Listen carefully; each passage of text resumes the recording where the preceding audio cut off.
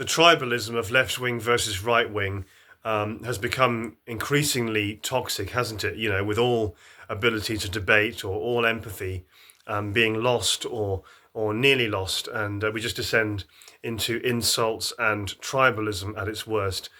The left and the right, or the far left and the far right, you might say, to use those labels, have become really, really tribal and really, really toxic in their attitude towards each other, and people are become so entrenched and brainwashed into being either left or right and hating the other side. It really is a mess. And I think, as I've said before, social media and the internet have done many wonderful, beautiful things for this world, but they've compounded this problem, this issue. It's shocking the way they talk to each other and about each other, the left and the right. And there are many things that confuse me now about left wing and right wing.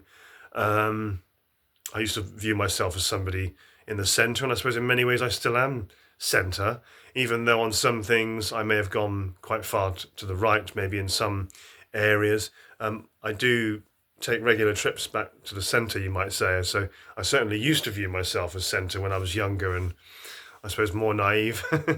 But yeah, back to the tribalism, and it's all really got so confused, hasn't it? And one particular thing I wanted to focus on is the issue of war and peace and international conflict. I wanted to focus on that in this brief video when it comes to the left and the right, and the tribalism of the left and the right. How have we got into a situation? There's a lot to unpack here. This is a tricky one. How have we got into this situation where people on the left-leaning people, or people on the far left, you might say, are now being viewed as the warmongers, as the ones that want to keep wars going and want international conflicts to carry on and seem to want endless war and seem to think that's the answer, and rather than ending the war or withdrawing or reducing interference or being striving for peace, they seem to be warmongering, wanting war. Now, that's the way a lot of people on the left now in politics are perceived, as warmongers, as more likely to want to be involved in international conflicts and interfere in foreign conflicts and wanting to keep war going. Whereas people on the right now seem to be the opposite. That people on the right, or that's a very broad term, these are big labels, big broad labels, but people on the right are now considered to be the ones that are looking for peace, striving for peace, and looking to withdraw from conflict and looking for resolution. And that's how people on the right seem to be, wanting to tidy these things up, stop war, get out of conflicts, whereas the left seem to be perceived now often as the ones that are more pro-war, the warmongers. And this goes contrary, doesn't it, to what we've been always brought up to traditionally believe and how we've always sort of traditionally conceptualized the left and the right. The left about peace and equality and, justice and, love and, empathy and, human rights, civil rights.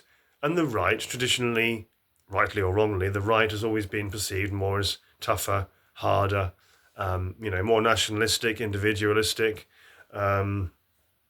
just tougher, harder, less empathetic, you might say, less compassionate. But even though I vehemently, personally disagree with that way of looking at the right and right-wing people, personally, that is the way traditionally the right would be perceived, as harder, tougher, more nationalistic, more protectionist, more isolationist, more individualistic, etc.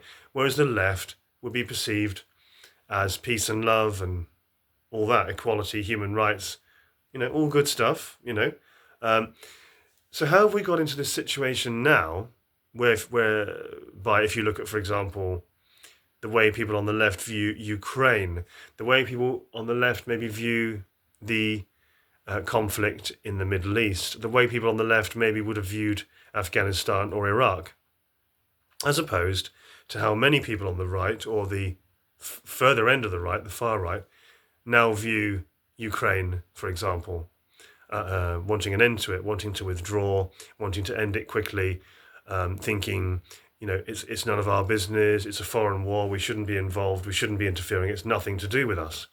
That's the way many people on the right want it. For example, with Ukraine, they want it over.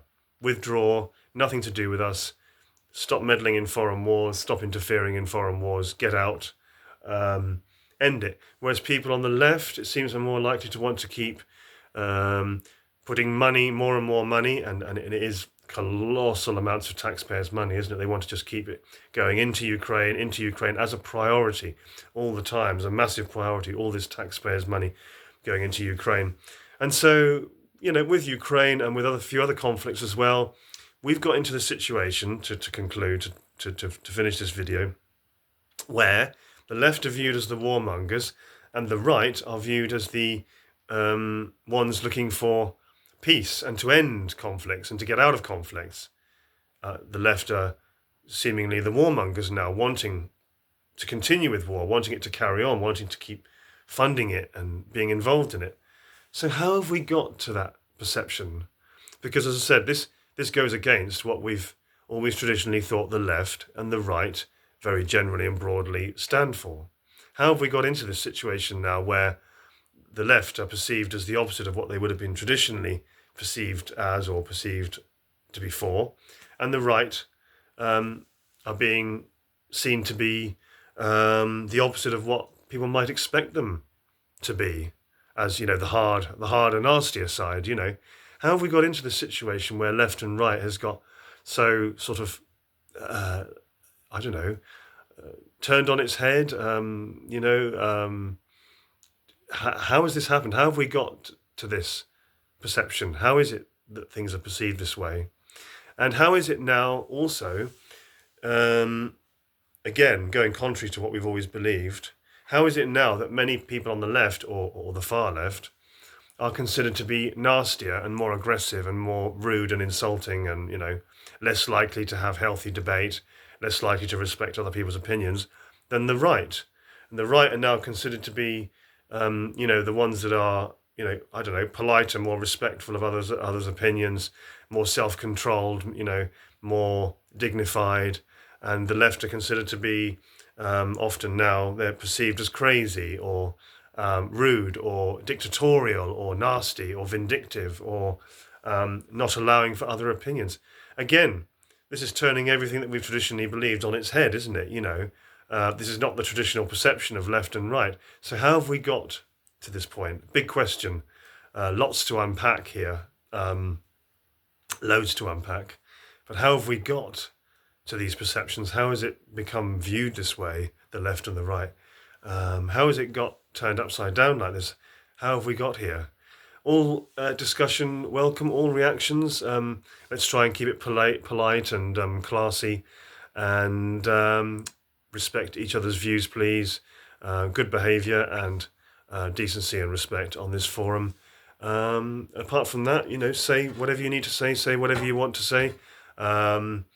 And as long as we are respectful to each other in our debates. Thank you very much. I'll leave it there for now.